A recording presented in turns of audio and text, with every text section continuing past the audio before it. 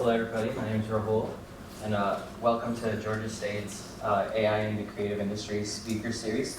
So in this series, we like to invite interesting and brilliant minds in emerging technologies and get them to, share their ideas and their specialties with us. So today we have James Ashley here from, I want to get this right, Vim AEC, and so he's been working since 2010 with a bunch of different mixed reality and VR technologies, and even wrote one of the first books on how to program VR for Connect and stuff like that. So very, led the path in VR. So today he's gonna be talking about deepfakes and ethics. Very interesting topic. So, Thank you. Thank you for having me. Just to start off, how many people are familiar with what deepfakes are? Excellent. Really excellent. So the great thing, one of the interesting things about deepfakes is it allows us to have a way to talk about AI and ethics, where normally it's very surprisingly difficult to talk about AI and ethics. And it's partly because AI is so new and because ethics is so old. People have a hard time bringing it together. So deepfakes is sort of the middle ground for that. Obviously, whenever somebody comes in front of you and wants to talk about deepfakes, the first question, and this is how my mind works too, is ask, who is this guy, and is he really who he says he is, right? And I am. So my name is James Ashley. I currently work for a company called Vim AEC, but in the past, I've written a book on the Connect, one of the first ones. I've done a LinkedIn course on the HoloLens. I've written a bunch of articles for Microsoft about how to use VR and mixed reality. And my current job at Vim AEC is actually with Magic Leap, which is another mixed reality device where you're creating illusions on top of the real world and trying to confuse them up, right? So there's a certain relation to deepfakes. And what we do actually is doing architectural visualizations, trying to find ways to help everybody visualize buildings before they're built and also get really useful information from it. And our ultimate goal is to save money, help the environment, and to make construction more efficient. Okay, so back to deepfakes and ethics. So this is a topic that we agreed on originally, but I also thought, as I was developing the slides and working through the presentation, that it might be interesting to flip it around and do ethics and deepfakes, because we don't have a modern discourse about ethics that's very strong at all. So this is either going to fail horribly or work out interestingly, where I want to use deepfakes as sort of a metaphor for how we can talk about ethics, and then flip it around and use ethics as a way we can understand AI. So the first thing I want to do is introduce you to this man, Emmanuel Levinas. He's a Lithuanian philosopher. Utterly fascinating. He's one of the last most prominent ethicists in the world, in the Western world. So he's a Lithuanian. He went to France and studied German phenomenology. And that's a lot of what he did. And he did a strange twist where he took an ethical turn with it. And whereas most people think that metaphysics is the basis of all philosophy, he decided that, no, ethics is the bottom, the most important thing. And he argues for that. Another really interesting thing is he was a disciple of a man, a very mysterious man known as Monsieur Shoshone. People don't know what his real name was. He sort of walked around looking like a bum. But apparently he was a mentor to some really important people, including Elie Wiesel, was another one of his disciples, who's a Nobel laureate and wrote really important works about the Holocaust. Now, the weird thing about Elie Wiesel is, even being a wise man, he fell for Bernie Madoff and lost $1 million doing that. And that's kind of interesting because in the modern world, more recently, we've had this whole thing with Theranos where really prominent people are losing money on Theranos, but because they're doing it, everybody else thinks that this company must be real. Otherwise, why would that person be involved in it, right? So that's my really heavy-handed spin at an analogy. Knowing who people are is really important. There are a lot of people being fakes out there. But going back to Emmanuel Levinas, he had two really important concepts for the modern world, one of which was the face, that ethics is based on being face-to-face with other people. That we're all sort of abstract and have our crazy, weird thoughts and stuff, but when you're face-to-face with somebody, it's as if things suddenly get real, and you have to try a little harder to be decent, right? You're compelled to do it. And it's not an abstract thing, it's a purely physical thing. And his other great notion, and you probably pick this up in multicultural studies and other things, is talking about the other. The idea that there are other people out there that you have to understand, and recognizing their otherness and actually confronting it is what brings us to the moral position, where again, we have to think about ethics and morals. But we're going to move beyond that and just go to one really key concept he had in the preface to Totality and Infinity, one of his greatest works, where he said, everyone will readily agree that it is of the highest importance to know whether we are not duped by morality. And that's just like a crazy statement, right? He's just going out and saying, you know, a lot of people think I would be good, but what if it's all a big trick, right? What if somebody's conning me into being good, and then I'll just get taken advantage of? So it becomes this really weird thing where he's one of the first moral philosophers to say something that everybody sort of thinks, but thinks we can't discuss that in ethics. And he goes, yeah, let's go ahead and discuss that thing too. This thing that we worry about, honestly, and it's even reasonable. What if being good is just a big trick on me? And I want to take that and just go further and just rephrase it as, what if morality is a deep fake, right? Okay, so that's going to be our starting point for discussing deepfakes. So if morality is a deepfake, we need to understand what deepfakes are. So we're going to jump into that. And there's a brief history of deepfakes, obviously, where people use photographic evidence for stuff that's just not true. For instance, the Loch Ness Monster. This is called the surgeon photo of the Loch Ness Monster from 1934. I think it was about 10 years ago, 15 years ago, discovered total fake. The guy admitted he found a piece of wood or had a toy, turned it on its side, took a picture of it. And, you know, for a really long time, 60, 70 years, everybody thought this is definitive proof that there's a Loch Ness Monster. And then the Bigfoot photo, the Patterson photo, right? Years and years, this was meant to be proof. They've got photographic evidence, and photos don't lie, right? If you've got a photo, it must be true. And experts would come in and say, oh, yeah, that, you know, the camera's shaky and everything, but, you know, we're experts and we think it's true. And eventually, again, they found the suit that these people had dressed up in. It's just a man in a suit and a shaky cam, and they fooled everybody for a long time. I guess what makes that sort of okay, or at least plausible, is that the stakes are low. It doesn't really matter if you believe in Bigfoot or not. It offends your sense of reason, right? Or your desire for evidence, but the stakes are really low. Nothing really rests on whether there is a Bigfoot or not, or whether this is a real picture or not. So here's another strand to the world of deepfakes, the idea of anonymous online identities. All of the internet, all of our troubles, and some of the good stuff is all based on anonymity. And the two sides of it are, we know that people go online, want to be anonymous, and you want to use pseudonyms because sometimes you want to say things that you wouldn't feel comfortable saying if you had to represent yourself, right? You're trying out ideas. And people hate anonymity like this because you can't hold people to account. They'll just change their names, come back as somebody else. And so the frustrating thing for people dealing with anonymous people is you don't know who they really are, you don't know what they really believe, and you can't hold them to account in the future and say, but you said this. Again, that's the weird aspect of being anonymous. You don't have to be a real person. So here's another strand. This is the closest thing to what's happening on the technology side, that everybody's familiar with photoshopping, right? And for whatever reason, we generally are not alarmed about photoshopping the way we are about deepfakes. We know that you can create a photo that just looks really, really real, but we've gotten over the anxiety over it. That's just another technology out there. And it's possible that the reason we don't worry about it is because anybody can do it, right? If you know that you can make a Photoshop fake, then you're not as concerned that other people can fool you because you're on the same technological level, you have the same skills, it's okay. And obviously, if you're of a certain age, you've got more skills than most of the people about photoshopping, so you really don't have to be worried. You're one of the people who's on top of it. Okay, so things start changing. This is a movie from 2016, and hopefully you're familiar with it. Audio's a little low, but it doesn't really matter. And this is one of the first examples. It's not exactly a deepfake because it's all done more or less manually.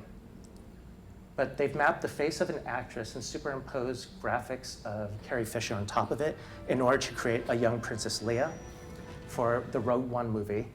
And what's interesting about it is it was heavily manual. It didn't use computer learning or machine learning. And they had to do a lot of touch-up, like months and months of manual labor in order to make it halfway decent. And it still wasn't quite there, right? People still complain about it not being realistic enough.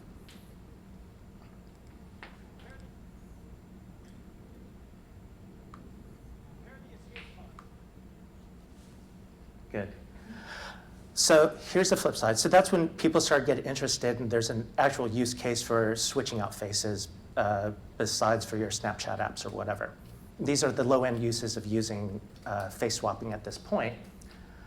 But starting in 2012, as you're already aware, because you're dealing with AI, we have this revolution in neural networks where people are doing deep neural networks. It's new, convolutional, more sophisticated stuff that allows you to do more cool things. And that sort of starts to be the revolution where people start thinking that we've got this manual process in the movie industry for switching out faces and making people Benjamin Buttons or something like that. But what if we could automate that whole thing using machine learning? And that sort of starts a certain sub-discipline of the AI world, trying to figure out how to solve this one problem, swapping out faces, which started off being, just another topic. Everybody's just a scientist looking for interesting projects. They have a thesis to write, and they pick on this. And then something weird happens because there was a breakthrough towards the end of 2017. And what's weird about it is AI, which is a fairly sophisticated, complicated thing, was made relatively simple so that everybody could use it. And it also revealed this dark side of AI, which we all sort of know is there, but suddenly it was all out in the open. And what happens is there's all these new algorithms for switching out faces gradually using machine learning, and it's not being used for anything good. It starts on Reddit, and it's being used to generate celebrity pornography. And yeah, it's just weird. Even weirder, it becomes really popular. So this is the famous Nicolas Cage deepfake videos. I'll just play through it.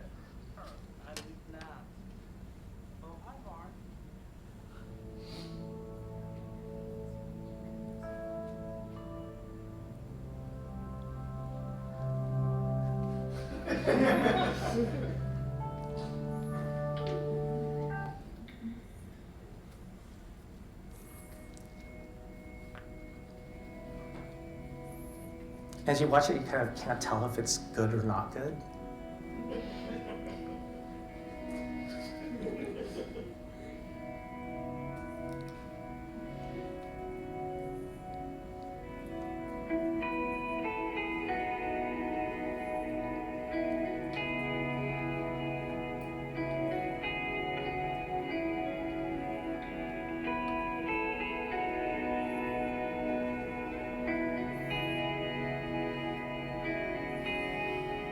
And I don't know if Nicolas Cage is actually happy about being the poster boy for deepfakes. You look great too. Guys, I'm gonna jump in here. How is this possible? I'm looking at two identical Nick Cages. Well, Seth, I can explain if you just calm down!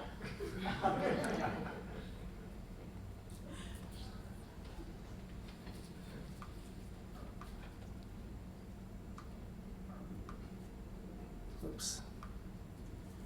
Okay, so briefly I want to talk about some of the technology underneath it. And even if you don't follow, just pick up on the keywords because it's really important to be able to distinguish between the different kinds of ways that people use machine learning in order to do deepfakes. And in general, there are two major ways. This is the first one. This is the one that's used to do the Nicolas Cage and the one that came out in 2017 with the whole pornography thing on Reddit. And it's called an autoencoder. What an autoencoder is, are you all familiar with zip files? So it's a little bit like a zip file where you basically take a file that you've already gotten, then you encode it, and then you decode it. And something that does both is called an autoencoder because it goes both ways. It works on itself. One of the things about zip files and autoencoders like that is they can be lossy, which means after you encode it, when you decode it again, you always lose information. And it turns out that can be really useful. For instance, if you're doing cleanup and touch-up on videos and you want to take out some sort of marker that somebody else has put on there, they put their logo on there, you can encode, and when you decode, what you end up losing would be that information that you don't want, right? So you cleaned up your image. But there's a trick that people discovered, some anonymous guy online who, I think he called himself the Deepfaker, and he wrote an app, which is called Fake App, who would create an encoder, or he would create two encoders. And in this case, you've got two faces you want to switch, John Oliver and, what's his name? Thank you. So you've got those two encoders, and then you decode them, so they're auto-encoders. And then what you do is you make sure that the encoders are sort of attached to each other, they work together. So more or less it's the same one that can do both. And then the final trick is at the end, when you decode, you don't decode to the original image, you decode to the other one.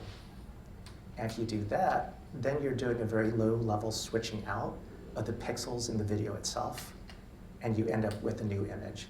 And if you're really, really good and spend a lot of time on it, you end up with those weird Nicolas Cage videos. So, let me see, I think this was the beginning of this year. I wanted to go ahead and try it out. First of all, it's really hard to get the software because everybody keeps taking it down because it's, you know, a blight on society, basically, right?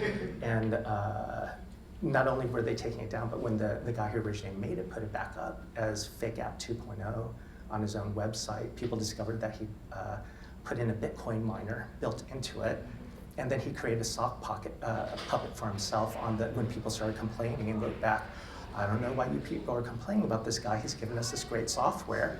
Why shouldn't he put a Bitcoin miner inside your software? And yeah.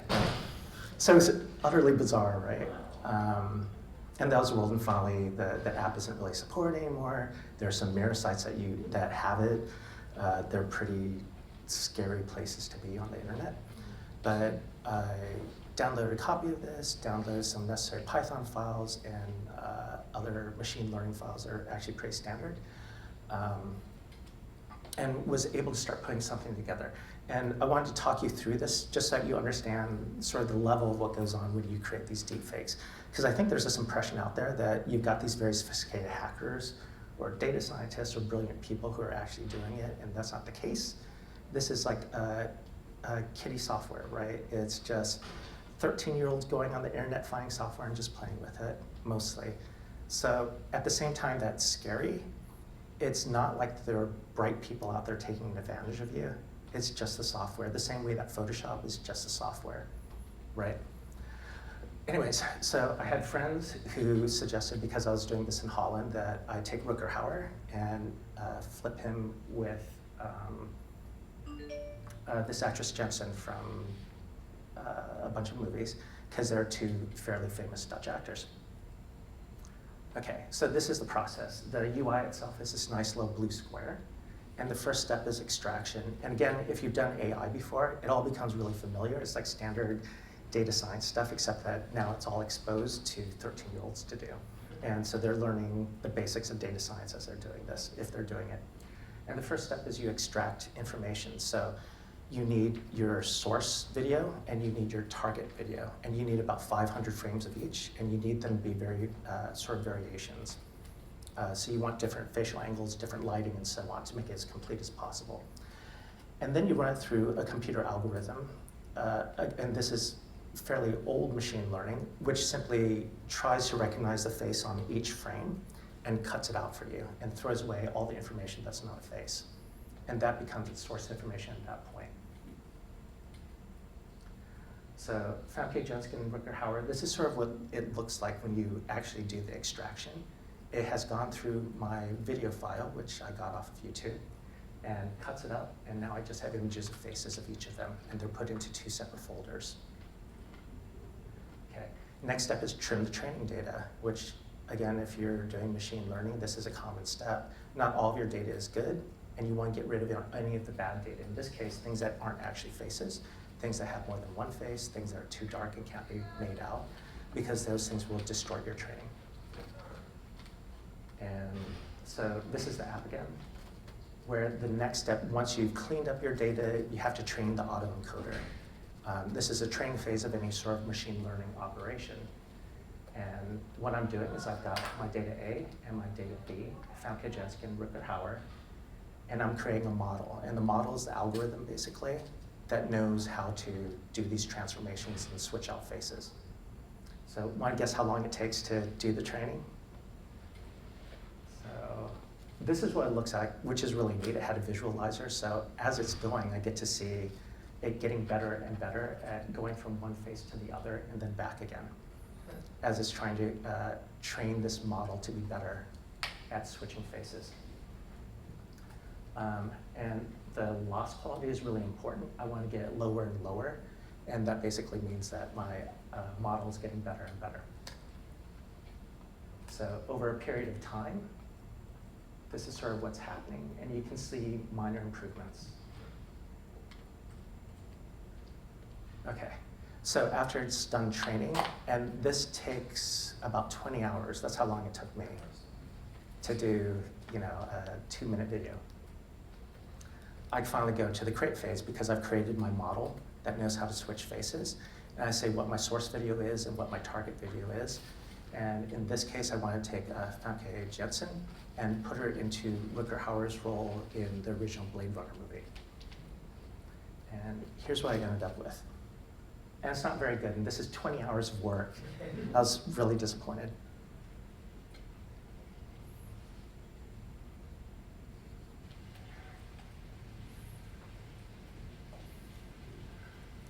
And because it sees a face, it just assumes it's meant to be replaced.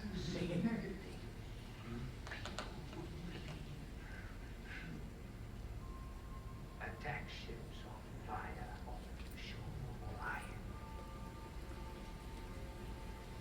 I watched sea beams glitter in the dark near the 10,000 gate.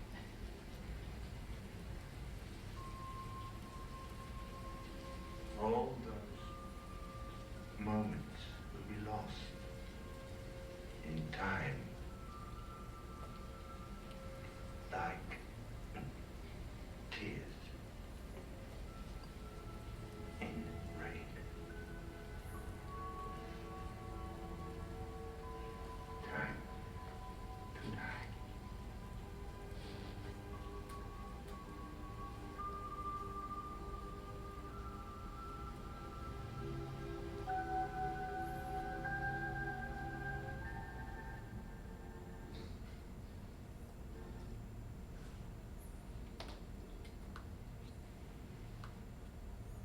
Okay. And just to talk about that, one thing I should have brought up is obviously there's an ethical problem with me showing you how to make deepfakes, right? Which I should have addressed at the beginning and not at the end. But let me go ahead and try to address that. So obviously, if there's something that can be used for bad purposes, and I show you how to do it, then I'm enabling you to do something bad.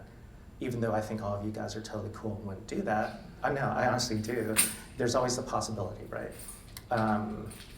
So here's the two things I think offset that. The first is, it's relatively old technology at this point. There are better ways of doing deepfakes.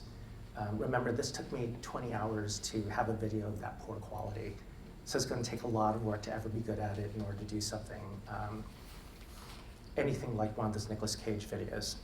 So the second thing is, my personal feeling is that the technology is already out there.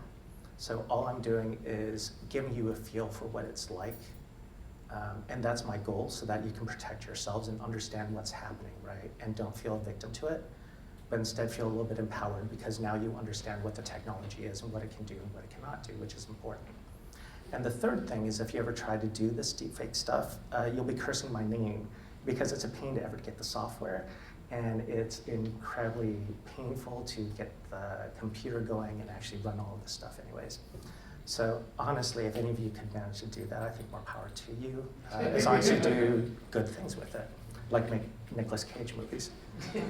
Okay, so that was the end of 2017, the beginning of 2018, and then something really weird happened about the same time in 2018, where there was a secondary technique. And remember, the first one, the keyword for that was it's using autoencoders.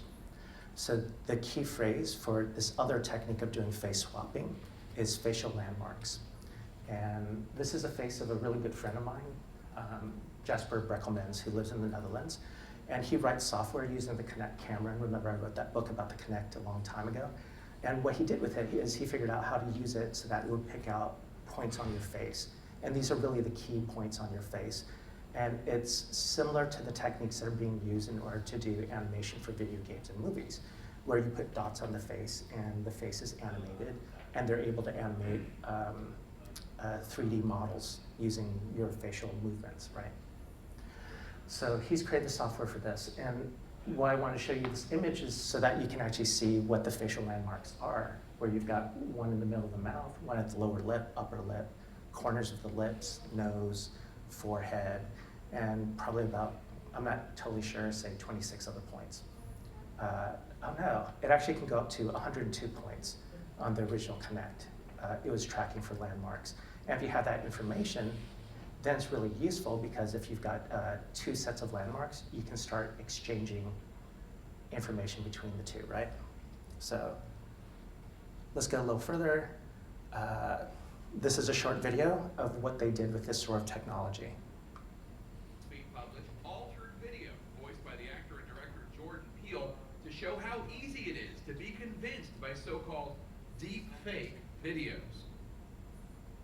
Okay. So this example really lies a lot. It covers a lot of things, like they have to clean up the image. It's not being done in real time. Actually, you take a recording of Jordan Peele, you do some things with Obama's image, you spend 50 or 100 hours processing it all through machine learning. At the end, somebody goes in and manually, probably we're guessing, and cleans up all the artifacts that makes it look fake, to make it look more real. And then they put it in a side-by-side video to really scare the willy out of you, as if anybody can do this. But it's a really cool technique, the algorithms they developed for it. And one of the interesting things that happened was when they came out with this, they said, they tried to give it a different name. They said, please, please, please don't call it a deep fake. It's this other totally different technique. And nobody can remember the name that they gave, everybody just calls it deepfakes, right? And this is one of the problems. Deepfakes, that name is always going to stick around. Let's be published all. Okay, so deepfakes were cool, but at the beginning of this year, and this is one of the weird things that all this technology is happening really fast. And if you follow AI at all, one of the things you learn early on is that everybody's always hyping things, and we're never as far as we think we are, right? You always have to tamper it down. So face swapping is one of the weird things where it's constantly better than anybody thinks it's supposed to be. And it's always a surprise when somebody comes out with new technology. So this is a Samsung Research Institute in Moscow, strangely enough, where they came up with some computer vision machine learning techniques in order to do these deepfakes using our facial landmarks. And they call it few-shot adversarial learning. Adversarial learning is one of the most advanced techniques for doing machine learning right now. And what it basically does is you have a generator and a discriminator, and you're training them both at the same time. And what happens is, one way of looking at it is you've got 2 different machine learning algorithms, 2 AIs that are competing against each other. And one keeps trying to create fakes, and the other one keeps trying to identify which ones are fakes, and gives it a number and says, it's still not real, it's still not real, it's still not real. And they go back and forth like this and sort of make each other better. So that's a part of it that's called adversarial learning. Few-shot is because you don't need, so in the original example I showed you of doing Blade Runner, I had about originally 10,000 images of each person. When I chopped it down, I had 500 of each. But that's still a lot of data to process. And what they're doing here is they're able to do it so that if somebody wants to replace my face, they can use 1 image or let's say 5 or 10 images, and that's all you need. So that's a fairly huge jump in what you can do. So they're doing face swapping with fewer images. We present a system that can learn realistic talking head models. Notably, learning of a new head model requires just a handful of images. In this example, the model was learned from 8 frames. Once a talking head model was learned, it can be driven by the positions of the face landmarks. In this case, We extract landmarks by running an off-the-shelf face landmark tracker on a different video of the same person. So that tells you the general technique, and here's sort of the very cool results. Applying the system. It's using one still image.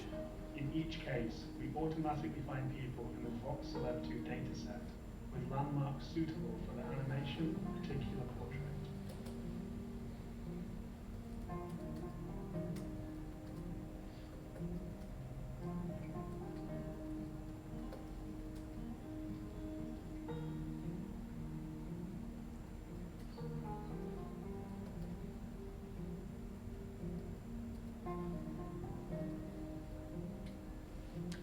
The next one. With a certain degree of success, we can even apply the model to paintings, despite the large domain gap between paintings and YouTube videos.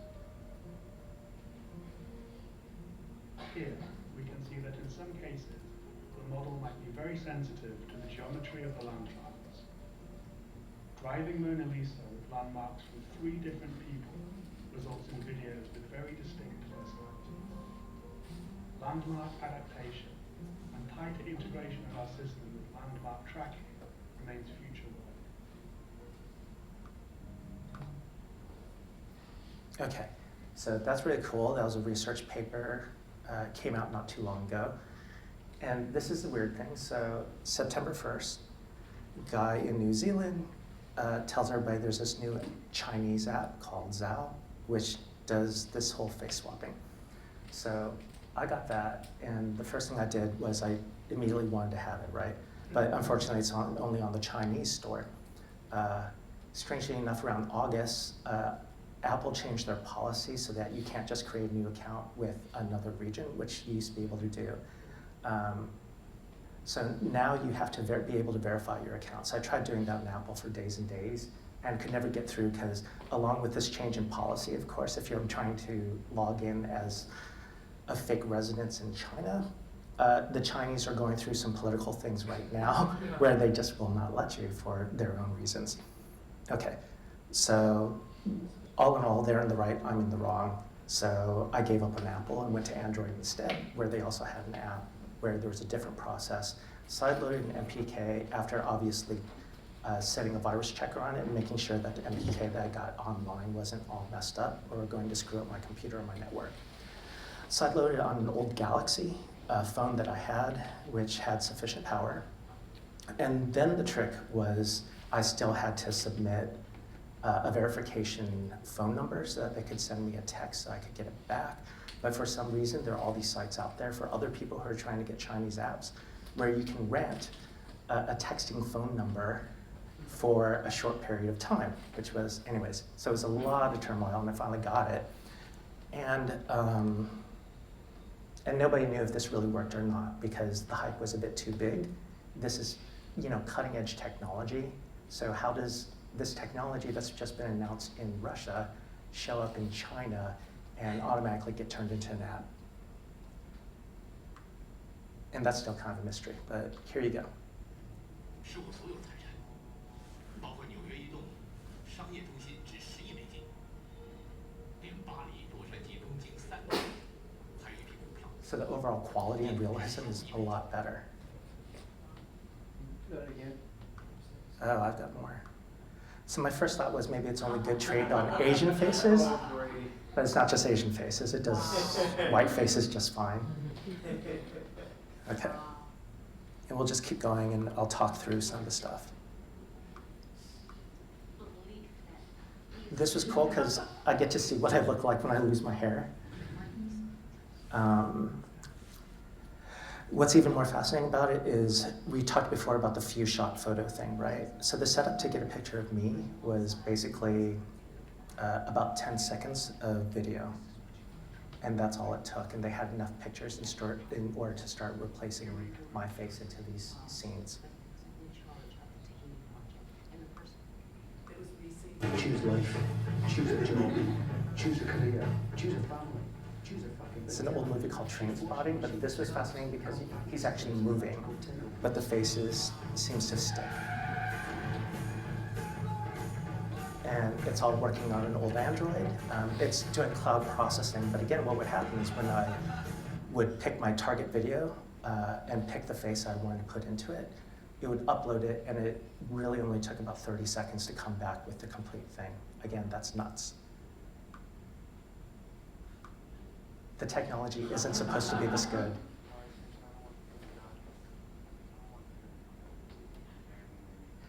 The other weird thing I discovered is I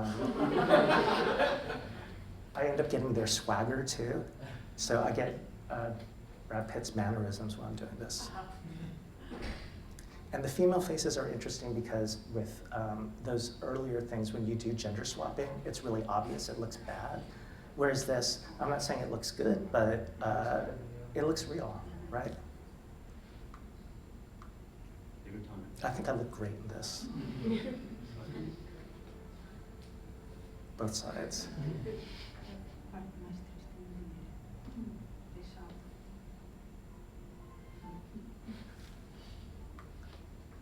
Okay, so this is the big test.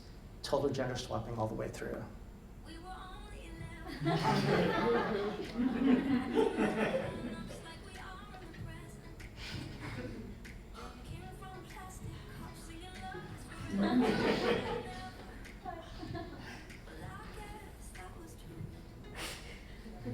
Okay, so what immediately happened to Zao is people became concerned with whatever their EULA was.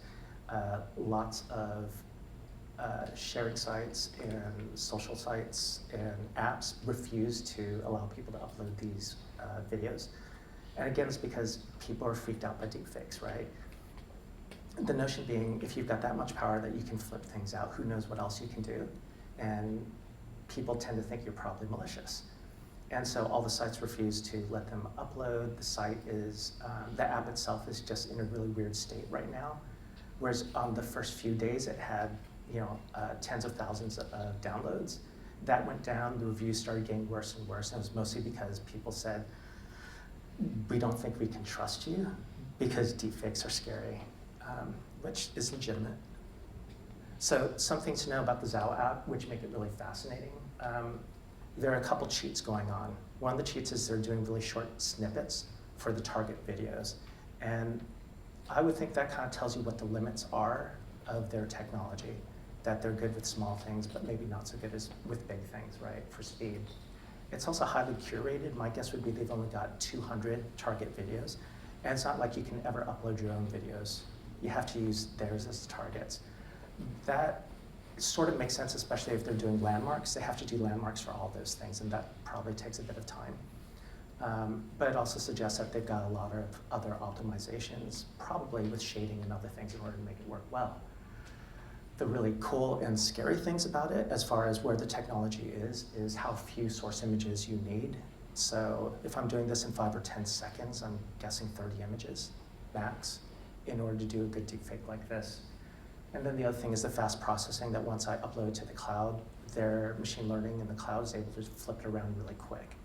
And this is something that indicates, all these features sort of indicate that it is doing that, that few shot technology, which is basically this, that you train on a bunch of other faces so you can create a model that can sort of very quickly flip over any two faces. That's what they created.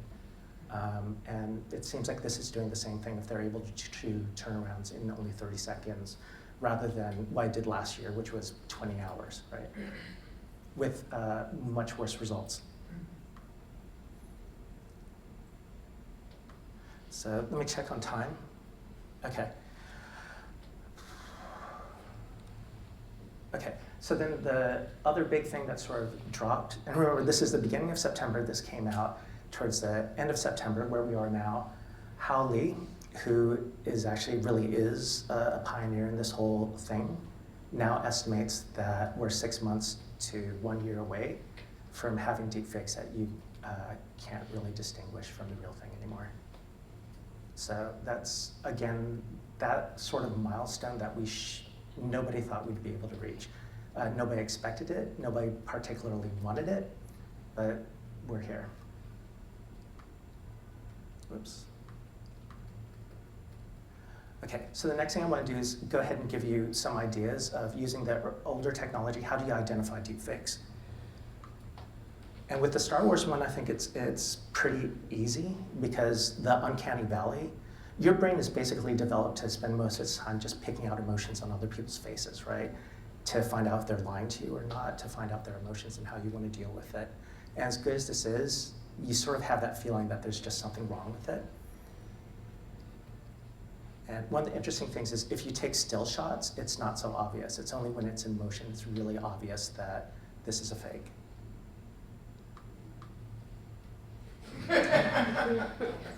Steve Buscemi, Jennifer Lawrence. Okay, so the thing always to look for is seams in skin color. That's one of the biggest tells. The only way to get rid of that is doing some post-processing. And you can see underneath the neck, there's this really weird dark area. The other really obvious tell is usually shadows. And that's how we generally do photographic forensics anyways, right? Look for shadows that don't have a source. And that tells you something funny is going on. I don't want to have to say, because who knows when you're going to run into these people. But it's really good. And this is the latest thing. And again, like I was saying, the reason we know it's probably a deepfake is because it's using certain cheats. It's using curated target videos, and it's using really short shots. And it's fairly pixelated, right? It's low resolution. It doesn't mean that that'll tell you automatically, but those are at least signs that you should ask questions. And the reason it's really important to ask questions like this is, let's say doing pornography is the really nasty, dirty stuff, but there's also the really dangerous, vicious stuff, which is political switching out. So one of the big notions is, say that on October of 2020, when we're having elections, suddenly a video comes out of either of the leading candidates doing something really horrible. The problem there is in October, it's really close to the election. There's no time to verify whether things are true or false. And this seems to happen in every election cycle. It definitely happened last time. And because you can't verify or unverify, people get polarized and just make their decisions even stronger. And it's based on their previous opinion that they decide whether it's a fake or not. So given that we've got Russians who are interested in interfering, we have Chinese who are interested in interfering, and we probably have about 10, 20 states that are enemies of the United States that are interested in interfering and have the technology in order to do it. We can pretty much guarantee that there will be fake videos in October of 2020, right? And that's a scary thing. Say it's something like Vladimir Putin going on TV and saying he's setting off nuclear weapons or something. That throws everybody into a tizzy, nobody goes to work, lots of bad things can happen, or even worse, it affects the elections, even worse, it affects our economy or the stock market and things like that. Yeah, so those are reasons it's good for you to be aware of this and be able to identify problems, or at least when videos show up with suspicious timing, you kind of know maybe that's not real, right? Maybe any videos that come out in October 2020 we take with a grain of salt. The other thing that's a tell for all these videos is the voices. So you've got all the target voices and not my source voice, right? Or vice versa. But anyways, that's gonna tell you that if my face is up there, but that's not my voice, this video is a fake. That's a really obvious one, yeah. There's like voice apps too now that can just pick up on like 4 sentences that you say and then start speaking on your behalf and stuff. What? I think they're speaking. Yeah. I got you, man. This is actually in 2016. Adobe came out with this thing called Voco. Did this amazing demo where they got Jordan Peele out there. He spoke for, I think it was like 30 minutes of recording in order to train his voice model. And then what he's doing on stage is he's actually typing things into the app, and it comes back played in Jordan Peele's voice very realistically. So as you can see, we have the audio waveform about it, and we have the text down here. And when we play back, have you guys heard of Voco? Do you know what happened to it? So let's try it. Disappeared after this presentation. Everything about it. My dogs and my wife. Okay. So Okay. And the reason it disappeared is basically the moment they showed off their cool technology, the other shoe dropped here because, oh man, this is really dangerous stuff, right? Because if you can switch out a face and you can switch out a voice, you can do some really malicious stuff. But like with other things, so the same technology that was released by Samsung or the researchers in Moscow that work for Samsung can also be used for doing voice deepfakes. Underneath, it's the same basic technology. That's one thing to be worried about because it's really good. The other thing to note is that Microsoft and Google already have their own versions of this that are better than what we saw at Adobe. And the problems for them is now that they've created it, they don't know exactly what to do with it, right? Okay, consider this, you're entrepreneurs, business people, what would be a legal thing you could use deepfake voices for? Animations. Good one. What's another one? Using the voices of dead people in movies. Excellent. I use it for a Ponzi scheme and a Skype for a possible executive summary or something, pitching. That's good. Here's another one. It's a legal one that can make a lot of money. You do Robo Calls. You end up with perfect voices that sound like real people. Sir? Is that one on the screen the one where the disbursement department received a call from the CEO saying, Yes. Send $21 million right away, it's important? Yep. And the whole thing was a fake, voice fake. It was a voice fake. So somebody used it for fairly large money. Don't know, and it's a good thing. We don't know which sort of algorithm they use in order to do the fake voice, but somebody was able to fake their employer's voice from Germany, calling accounts in the UK in order to send money to various banks around the world. And that money was lost. That scam worked. And that was probably the first example of deepfakes. I mean, deepfakes are used for malice, but this was the first example where somebody actually got a lot of money for it, which is something that's fairly scary. Yeah, that's exactly it. Okay, so really quick, I want to run over AI and ethics and culture. So one of the problems of being an entrepreneur and a business person is you have to be very careful about how you speak about things, right? So we know that AI can be dangerous. It can be used for weird things like deepfakes. It can be used for weird things like pornography. But if you're trying to sell a product, you're never going to talk about those things, right? Because it just makes your product look bad, it scares people, and you want to put out a positive image. And that's totally legitimate, that's the job. But the problem then is, how do you talk about the dangers of AI? And how do you talk about all the downsides, right? And how do you talk about ethics? And it's hard. So this is a woman named Noel Martin. Here's what happened to her. It's actually just a Photoshop thing. She's in Australia. And she had social media postings, and for no good reason, people started picking on her images and would superimpose them on top of new bodies and in really horrible ways. So one time when she was searching online for her own name, suddenly she's getting images of herself photoshopped in this way, totally humiliating, makes her want to cancel her accounts and get off. And she calls up the web services for each of these companies and asks them to take it down. Some do, some don't, most don't.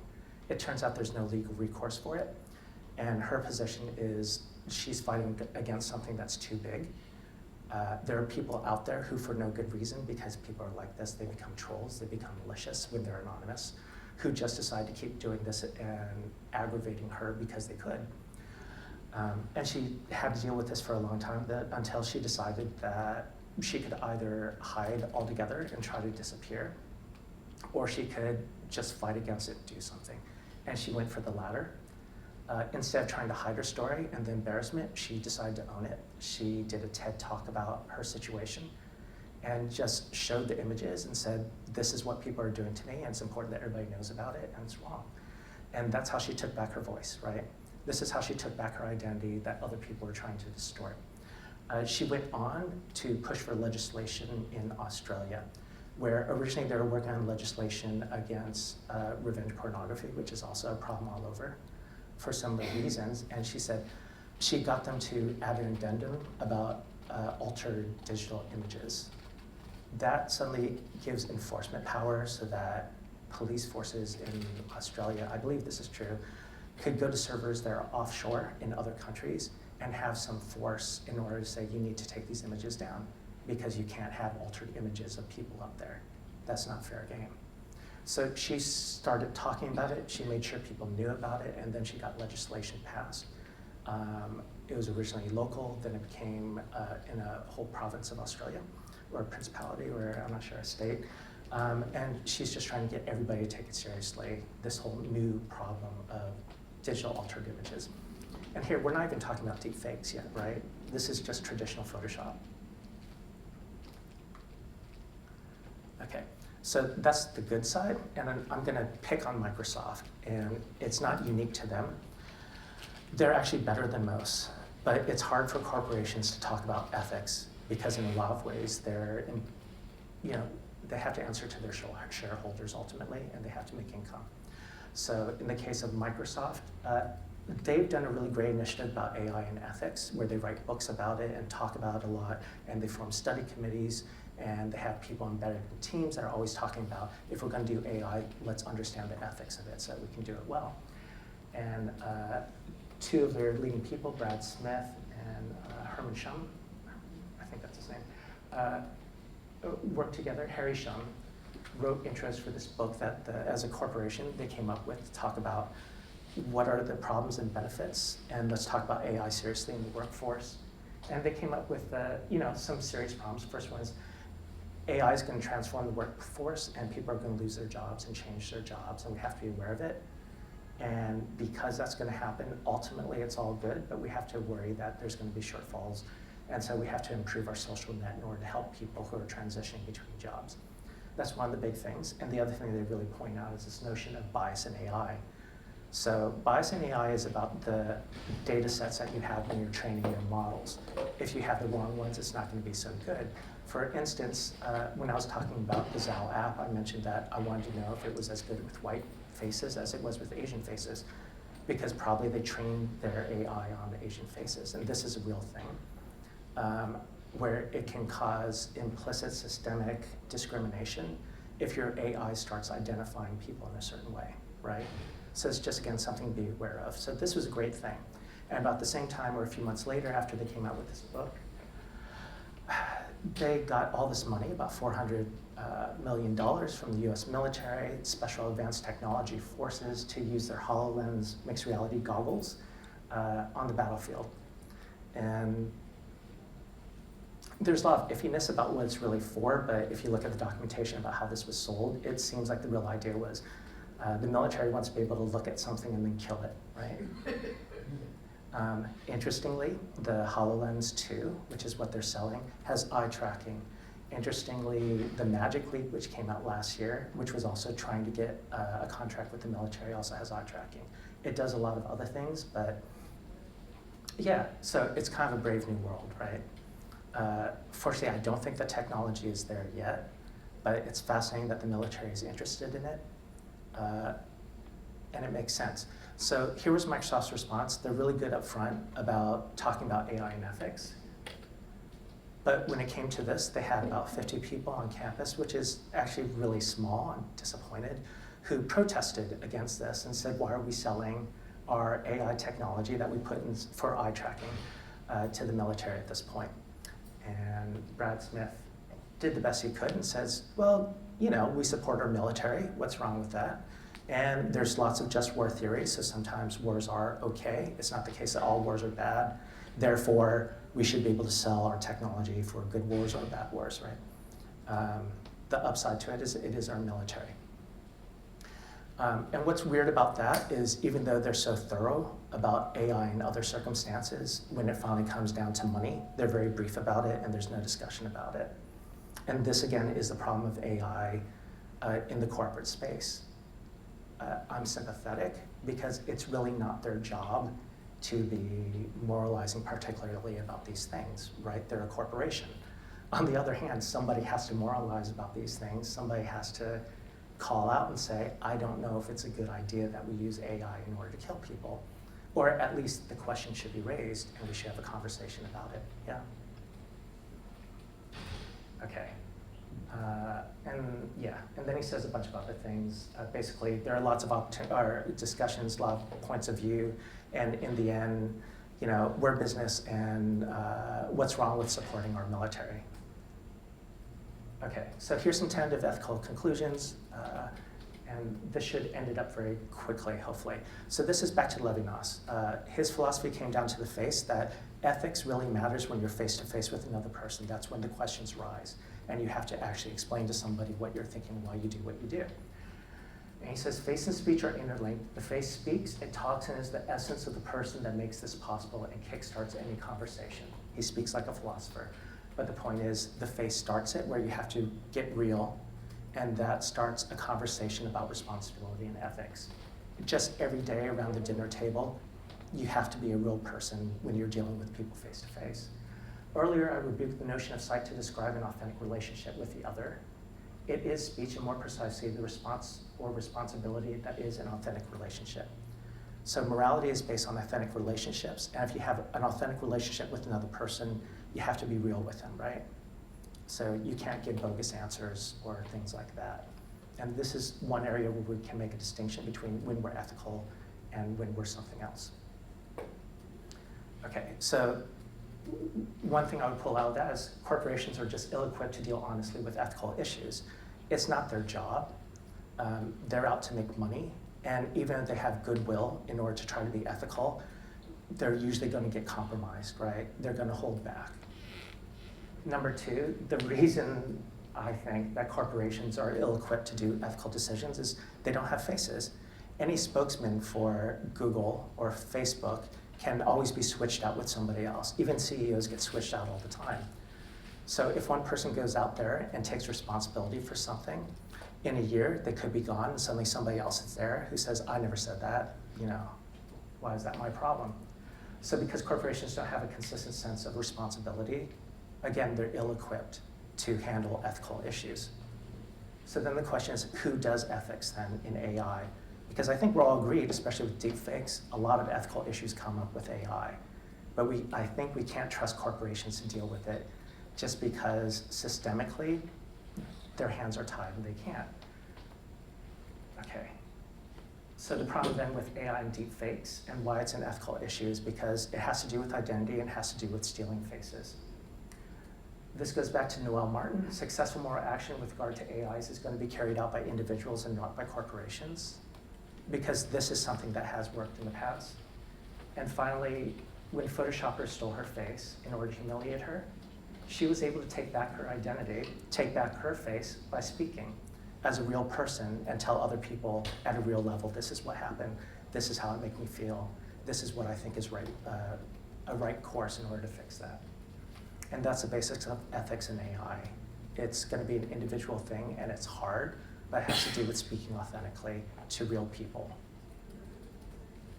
And that's it. And just as an extra guide, this is Hannah Arendt, another really great philosopher. So if you're asking yourself, what does it mean to be authentic and what does it mean to be a good person? Since from the previous one, we know we should try to be good people when we're face to face, but what does it mean? Hannah Arendt's solution was she based on friendship and said, being a virtuous person is just trying to be the sort of person you'd actually want to be a friend of, right? Because you knew the sort of people that you want to be friends with. They're honorable, they're good, and they're kind of better than we are. Those are the people we seek out. And if you want to be virtuous, try to be like them. Thank you.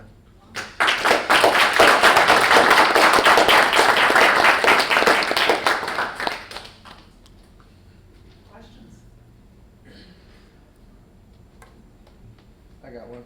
Yeah. Would you be willing to share the APKs that you found that were safe? Yes, I would. Give me your email. All right. Yeah. The 20 minutes that it actually took to make those deepfakes, was that limit of the programming or the computer that you were using?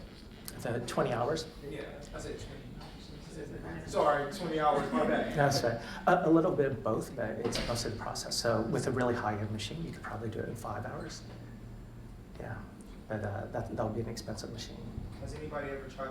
Has there been any deepfakes that you know of that's actually been used for anything that's either positive or just entertainment purposes, other than personal reasons? You mean, are there positive uses for deepfakes? Yeah, Or absolutely. has they, like, I know there are positive uses, but have there ever been any that you've seen or heard of that's like widely known? Because most of the time you hear something about Yeah. deepfakes, It's always bad. Yeah. No, they tend to be obscure. So the notions are in movies, it's still not, it might be closer to being good enough, but you can replace actors' faces and Benjamin Button them or something. Another really good use is for people who need reconstructive surgery. Sometimes people get in horrible accidents, and this is a great way of showing them what their faces could look like. Just like in the example where I got to see what I look like without hair, right? Yeah. So like with like Snapchat face swapping filters, Mhm. so that kind of like does it in like real time. Does it use like facial landmarks in real time, or is that? With the Snapchat app, I actually don't know. I'm not sure what the algorithms are underneath. Yeah. I know the more questions I ask, the more it sounds like I'm going to be doing this myself. But so I'm taking a digital animation class, and one of the basically one of the items that we're able to use to actually capture facial recognition, everything like that, it was recommended to use an iPhone 10 since their camera has the ability to take in depth. It has a depth of field, basically, rather than just being able to see a flat image. And I was wondering if the app that you ended up using would work better with the depth of field, like the higher quality of the camera that you would be able to use would be better for the actual program, or would it pretty much just be the exact same? It'll be better. I don't know if people are using it yet, but basically to get facial landmarks, a depth camera does a really good job with it. Trying to do it with just flat images is really, really hard. Yeah. So I have one question. I think, are you talking about, I think it's called Headshot, or is that the software you're talking about? Oh no, I mean just like the iPhone itself. Oh yeah, I know, but iClone. So, iPhone, yes. Yeah, so of course we're in the business of doing, Right. Motion capture, facial capture, all of this. So this is really fascinating.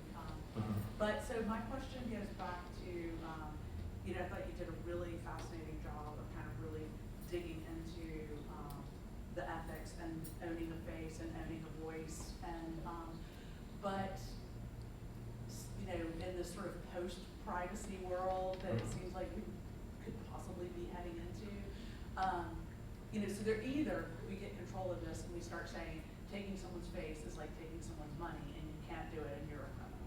Right. Right? So it seems complicated to do that. But I also think that like taking someone's gait, the way you walk, or knowing someone's spending habits, so you get into all, because you can identify somebody and like how you spend money and where you move every day is also defining of you. But maybe not as much as your face and your voice. So it's weird that you've come upon those two things. And so anyway, As identifying, we're at the mercy of companies like Google and Facebook at this point. They are collecting that information on us. They have our spending habits, and what they promise in their EULAs is it's all anonymized. That even though they have that information, they will tie it back to an abstract you or a statistical you, and not back to your actual name or your credit card or anything like that. Of course, part of their EULA is they can change their EULA at any time, right? And that's a problem. So yeah, as long as we keep using services of Google and Facebook and so on, to a certain extent, we are in a position where we're forced to trust them, even if we've been shown the past that they're not always trustworthy. Yeah. So this is like on topic, but just like a little bit off. But so are you aware of Andrew Yang, like the presidential hopeful? Yep. So go Asians. But so you know how like, so basically you were talking about Google and like all these corporations are collecting our data, and he believes that we should get a cut of the data, and that's why he wants to do the universal basic income. But so do you think that would be a good way to like combat the post-privacy world that we are about to lead into, or at least help some of our sovereignty still? Right. I think it's a great conversation to have. I think that's part of his point.